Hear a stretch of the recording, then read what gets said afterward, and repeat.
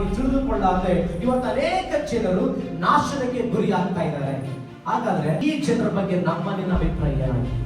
ಯೆರೂಸಲೇಮಿನ ಗೋಡೆಗಳು ಮುರಿಯಲ್ಪಟ್ಟಾಗ ನೆಹೆಮೀಯನ ಹೃದಯ ಒಡೆಯಲ್ಪಟ್ಟಿದೆ. ಅವರು ಸುಮ್ಮನಿರ್ಲಿಕ್ಕೆ ಸಾಧ್ಯವಾಗಿಲ್ಲ. ಆ ಒಂದು ಸುದ್ದಿಯನ್ನು ಕೇಳಿದ ತಕ್ಷಣವೇ ಆತನ ಆಪ್ತರು, ಆತನ ಗೋಡಾಡಿದರು, ಆತನ ಉಪವಾಸ ಮಾಡಿದ ಬರೆಯಲ್ಪಟ್ಟಿದೆ. ಆದ್ರೆ ಈ ಒಂದು ಪಟ್ಟಣದಲ್ಲಿ ಅನೇಕ ಜನರು ನಾಶವಾಗ್ತಾ ಇದ್ದಾರೆ.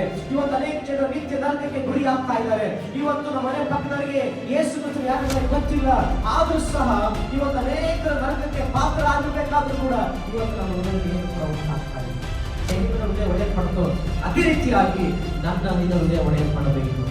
ಯಾವ ರೀತಿ ನೆಹೆಮೀಯನಿಗೆ ನೋವು ಉಂಟಾಯಿತು, ಅಯ್ಯೋ ನನ್ನ ಜನರು ನಾಶದಲ್ಲಿರಲ್ವಾ, ಅಯ್ಯೋ ನನ್ನ ಜನರಿಗೆ ಆಗರ ಮನೆಗೆ ಕಾರ್ಯ ಇಲ್ಲವಲ್ವಲ್ಲ ಎಂಬುದಾಗಿ ಆತನಿಗೆ ನೋವು ಉಂಟಾಯಿತು. ಅಲ್ಲಿ ಆಗರ ಮನೆಗೆ ಜನರ ಗುಂಪು ಇತ್ತು, ಈಗ ಜನರಿಗೆ ಆಗರ ಮನೆಗೆ ಗುಂಪು ಇಲ್ಲ, ಆದರೆ ಆಲಯ ಇದೆ, ಅದು ಆಲಯ ಇಲ್ಲ. ಇವತ್ತು ನಮಗೆ ಸಭೆಗಳಿವೆ, ದೊಡ್ಡ ದೊಡ್ಡ ಚರ್ಚ್ಗಳಿವೆ, ಆದರೆ ಇವತ್ತು ಸಭೆ ಜನರು ಒಂದು ಸಭೆ